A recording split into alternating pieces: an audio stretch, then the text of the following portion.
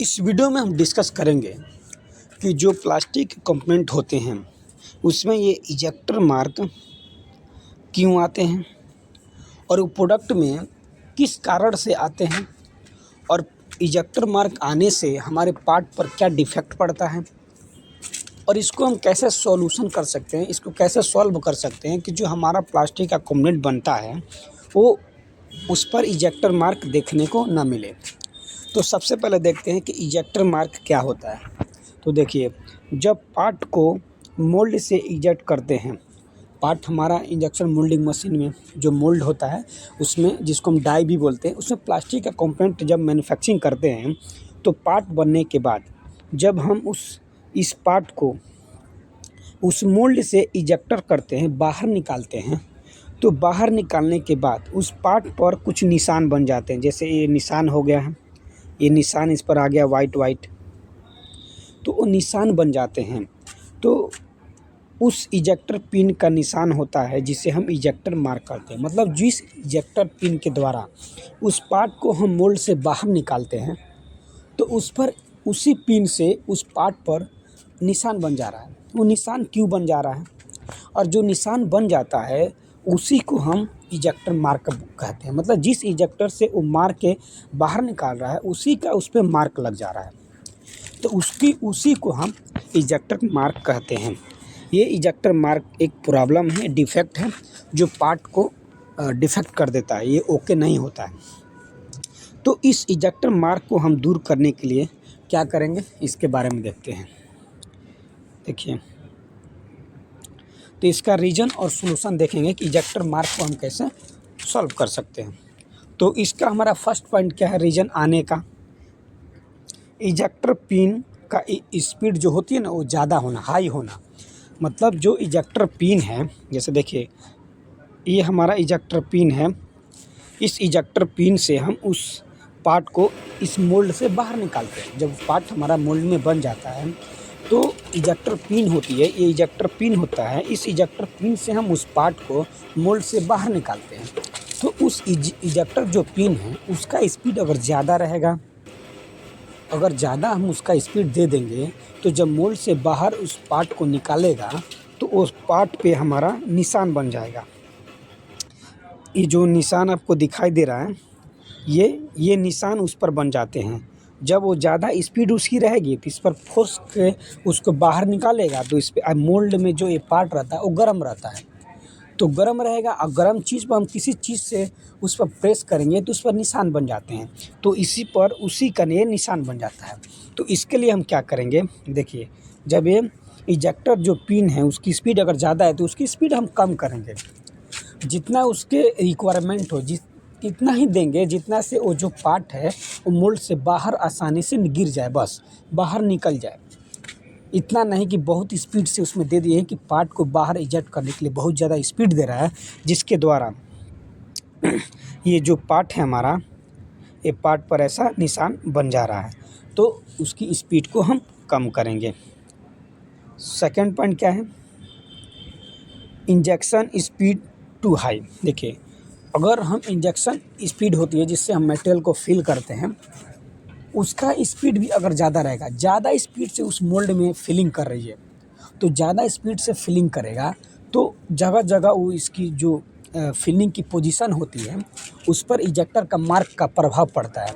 इसलिए हम जब भी इंजेक्शन करते हैं किसी, जैसे मान लीजिए ये मोल्ड है, इस मोल्ड में हम इंजेक्शन करते हैं तो स्लोली करेंगे, जितना उसे रिक्वायरमेंट आसानी से उसमें फिल हो जाए, थोड़े थोड़े करके उसको स्पीड से हम उसमें हम फिलिंग करेंगे, ज़्यादा स्पीड नहीं देंगे।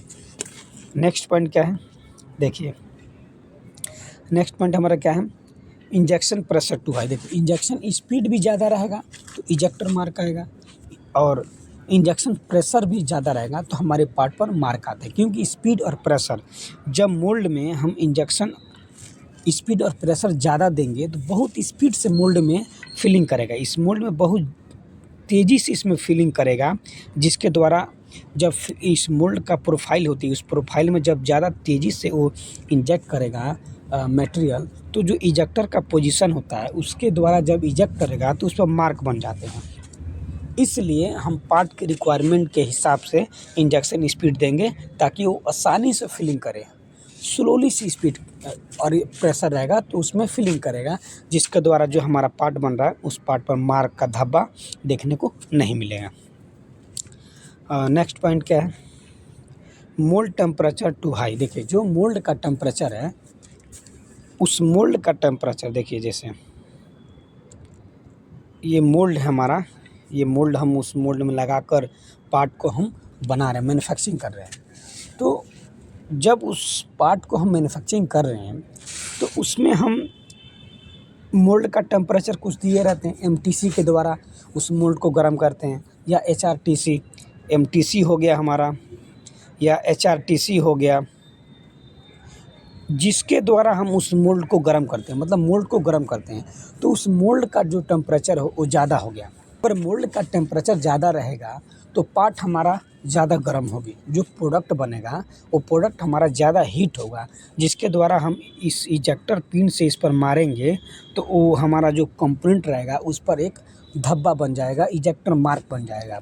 तो इसलिए हम क्या करेंगे, मोल्ड की टेम्परेचर जो होगी उसको हम कम करेंगे, उसकी लिमिट में रखेंगे कि कितना उस पार्ट को चाहिए उतना ही हम हीटिंग देंगे, उसके ज़्यादा ओवर नहीं देंगे। ओवर देने से हमारा पार्ट और मोल्ड दोनों गर्म हो जाता है, जिसके द्वारा पिन से उस पर थोड़ा सा भी मारेगा तो उस पर मार्क बन जाता है।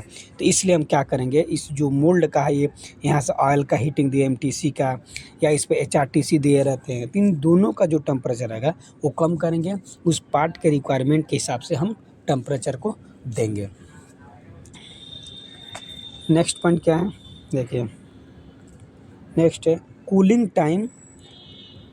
जो कूलिंग टाइम इसमें हम देते हैं ना मोल्ड का, कूलिंग टाइम कम होने पर देखिए जो पार्ट हमारा मैन्युफैक्चरिंग हो जाता है उस पार्ट को हमको इजेक्ट करना रहता है, उस मोल्ड से बाहर निकालना रहता है, तो उसकी कूलिंग टाइम हम कम दिए हैं। कूलिंग टाइम क्या होता है, कूलिंग टाइम उस पार्ट को ठंडा होने में जितना टाइम लेता है उसी को हम कूलिंग टाइम कहते हैं। मतलब कि इंजेक्शन कर दें, इंजेक्शन करने के बाद उस पार्ट मोल्ड और जो मोल्ड होता है कोर और कैविटी, उसमें पार्ट बन जाता है, उस पार्ट को ठंडा होने के लिए थोड़े समय के लिए छोड़ देते हैं, जिससे वो पार्ट अपनी शेप में आ जाता है। तब मोल्ड को ओपन करके पार्ट को हम निकाल देते हैं। तो उस मोल्ड को जितना देर तक छोड़ते हैं उसी टाइम को हम कूलिंग टाइम बोलते हैं। तो जो कूलिंग टाइम है पार्ट का, जो कूल करता है, उसकी कूलिंग टाइम कम होगी, लो होगी, जिसके द्वारा पार्ट हमारा अच्छी तरह से ठंडा नहीं हो पा रहा है और इजेक्टर से हम बाहर निकालते हैं तो उस पार्ट पर निशान आ जाते हैं। तो इसलिए हम क्या करेंगे, कूलिंग टाइम थोड़ा इंक्रीज करेंगे, उस पार्ट के रिक्वायरमेंट के हिसाब से कूलिंग टाइम देंगे ताकि पार्ट हमारा अच्छी तरह से कूल हो सके और जो इजेक्टर पिन है उसका मार्क उस पार्ट पर ना बने। नेक्स्ट पॉइंट क्या है, प्रोडक्ट ओवरफिल्ड। अगर मान लीजिए प्रोडक्ट का वेट 200 ग्राम है, हम 250 दे दिए, शॉर्ट बेड उसकी ज़्यादा दे दिए, तो जो हमारा मटेरियल का फिलिंग होगी वो मोल्ड में ओवर फिल हो जाएगा, पूरा फुल हो जाएगा। जैसे देखिए ये हमारा है, इसकी शॉर्ट वेट अगर हम मान लीजिए 50 दिए हुए हैं, अगर हम 50 में भर जा रहा है तो हम इसको 60 देंगे तो जो मटेरियल होगी ओवर पैकिंग हो जाएगी, उस मोल्ड में पूरी तरह से पूरा भर जाएगा। तो जब प्रोडक्ट का ओवर पैकिंग हो जाएगी तो जो इजेक्टर मारेगा तो उसको फर्स्ट देना पड़ेगा कि बाहर निकले वो, और जब फर्स्ट देंगे इजेक्टर का तो उस पार्ट पर उसका मार्क बन जाएगा। इसलिए हम क्या करेंगे, पार्ट का जितना वेट है उतना ही हम उसमें सेट करेंगे और उसकी उतना ही पैकिंग देंगे ताकि हमारा पार्ट पर वो इजेक्टर मार्क न बने। नेक्स्ट पॉइंट क्या है, देखिए ड्राफ्ट एंगल टू स्मॉल। अगर एक होता है ये ड्राफ्ट एंगल क्या होता है कि जो इजेक्टर पिन होती है, अगर ड्राफ्ट एंगल नहीं देंगे तो हमारा पार्ट उसमें फंस जाता है। ये इजेक्टर का एंगल होता है। अगर पार्ट हमारा मोल्ड से बाहर निकल रहा है तो ड्राफ्ट एंगल टू स्मॉल, अगर जो ड्राफ्ट एंगल होती है वो छोटा है, उस पार्ट के रिक्वायरमेंट के हिसाब से वो ड्राफ्ट एंगल दिया तो है लेकिन वो छोटा है। ड्राफ्ट एंगल उस पार्ट को इजेक्ट करने में मदद करता है, तो ड्राफ्ट एंगल हमारा छोटा है जिसके द्वारा हमारा पार्ट आसानी से इजेक्ट नहीं कर पा रहा, जिसके द्वारा वो मोल्ड पर वो पार्ट पर हमारा इजेक्टर मार्क आ जाता है। तो इस तरह से हम इस वीडियो में देखें कि इजेक्टर मार्क क्या होता है और उसको हम कैसे दूर कर सकते हैं।